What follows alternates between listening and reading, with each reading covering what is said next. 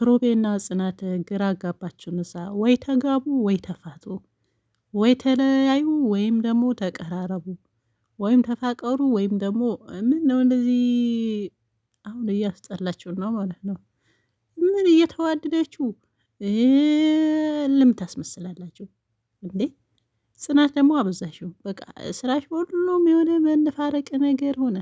ክሩቤ ደግሞ እንዳወቀ እንዳላወቀ ሁለታችሁም እየተፈላለጋችሁ ዋት ሀፕንዱ ጋይስ? እንዴ ምን እየሆናችሁ ነው?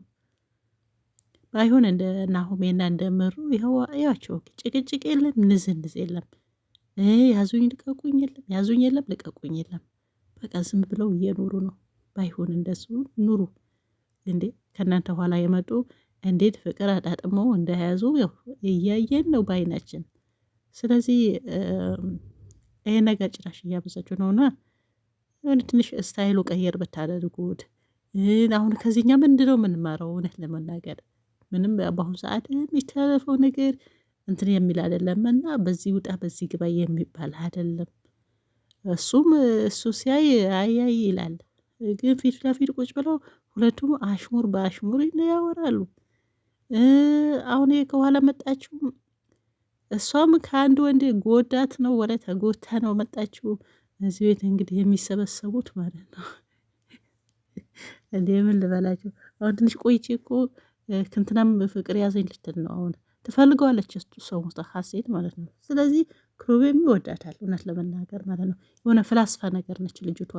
በቃ የሆነ መፍላፈስ ምናምን የምታወራቸው ወዮች በጣም እንትን ናቸውና ይወዳታል ነገር ነው።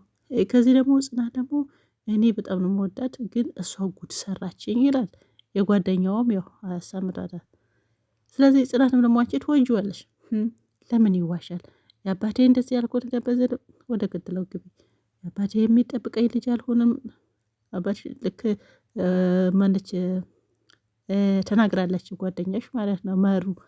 አዎ ሜሩን ተናግራለች። እና ወላጆቻችን የእኛን ደስታ ይፈልጋሉ። እኛን በእኛ በምናደርገው በቃ በጥቅሉ የእኛን ደስታ ይፈልጋሉ ብላለች። ስለዚህ አሁን አንቺ እዚህ አሁን ምናልባት ተቀጥሬ ባለሁበት እንደዚህ ነገር እንደዛ ሰዎች ነው እንዴ?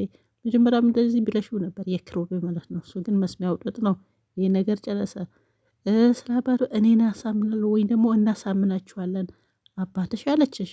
አባትሽ የገባቸው ናቸው። እንደዚህ ጥምጥም የሚዞሩ አይደሉም ማለት ነው። አሁን ደግሞ ምንድነው ምንም ሳታረጋግጪ ብቻ አንድ ላይ ስላወሩ ብቻ የክሩቤ አባት ጋር ደውለሽ ነገር ሁሉም እየተስተካከለ ይመስላል። ተገባብተዋል። ከዚህ በኋላ የሚቀረው በርበሬ መቀንጠስ ነው። አብሽሮ እሱማ ክሩቤን ወገባችን አስረን እንድራለን ብላ ሁለቱ ስላወሩ ብቻ የራሷን ጥሩ ነገሩ ደረሰባት። ማን ነው የምትድሪው? ክሩቤ ማን ነው? አንተ ኪራነ፣ ያኛው ክሩቤ ነው። እኔ ያወራሁት ስለ ክሩቤ ነው። አንተ ኪራነ። እሺ ከማን ነው? የሁሉም ሲያወሩ ግን አባቱ እየተሰማ ነው። ስልኩ አልዘጋውም። አባትየውን ከጽናት ጋር ፍቅር እንዳለው አያውቅም። ስለዚህ ያገባው የዛ ነበረ የእሷን እንትን ለመሙላት ነው የተጠበቀ፣ ወይም ደግሞ የክሩቤ አባት ያላት ነገር ማለት ነው። ስለዚህ ከአንቺ ፍቅር ሊኖረው ላይኖረው ምን አሳወቀው? ነገራቸው ሁለቱም አሳውቁ። አንቺ አባትሽ አሳውቂ፣ እሱም ደግሞ አባቱ ያሳውቅ። ስለዚህ እኔ በአሁኑ ሰዓት ቤተሰብ ስለወደደ አይደለም። መጀመሪያ እኮ የሆነ ቤተሰብ ነበር የሚድረው ልጅ የልጅ ምናምን ብሎ ሽሙጌትና ምናምን ይላካል በሁሉም ቦታ ማለት ነው። ጠቃላጃ በአሁኑ ሰዓት ግን ልጅቷና ሰው ልጁ ማለት ነው ሁለቱም ተፈላላጊዎች ይጨርሱና ይገባቡና ምናምን ከዛ ነው ሽማግሌ የሚላከው። ማን ነው የት ሀገር ነው ምንድን ነው የሚለው ከዛ ይትላል ማለት ነው። አሁን ጽናት በድሮ ስታይል ነው አለችው። ስለዚህ ይሄ በአሁኑ ሰዓት ምንም የእንትና እያላቸው አይደለምና ጥሩን አስተላልፎልን ለማለት ነው። ስለዚህ በሰውን ቤት ሄዳችሁ ጭቅጭቃቸው አሁን በቃ እንደዚህ ብላችሁ ስትጨቃጨቁ ነው።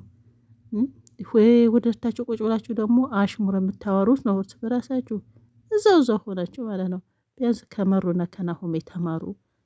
ይሄ ነው የምላችሁ ዛሬው። የሆነ ጭቅጭቃችሁ በዛ፣ ንዝንዛችሁ በዛ፣ ደግሞ መስመር የለውም። ሁሌም እንደዛ ተመሳሳይ ነገር ነውና እስቲ ትንሽ ለየት ለማድረግ ሞክሩ። ሁሌም እናንተ ጭቅጭቅ ሰለቸንና ወደ ገደለው ግቡና አሳዩን እንዴ። ሁለቱ እንትን እያሉ ከዚህ ሌላ እናንተ አይደለም እኛ እናውቃለን። ስለዚህ እየነገራችሁን እያሳያችሁ ነው። ሶሃት እያን አትፎክሩ፣ ለየት አድርጉት። ከዚህ ነገር ውጡ፣ ወደ አንድ መስመር ግቡ፣ አንዱ እንያዝ። አዎ ያውን ጭቅጭቃችሁ እንያዝ ወይስ ምንድነው? የትኛው መስመር እንያዝና ግራ አታጋቡን ለማለት ያህል ነው። እስቲ እንጠብቃለን ማለት ነው።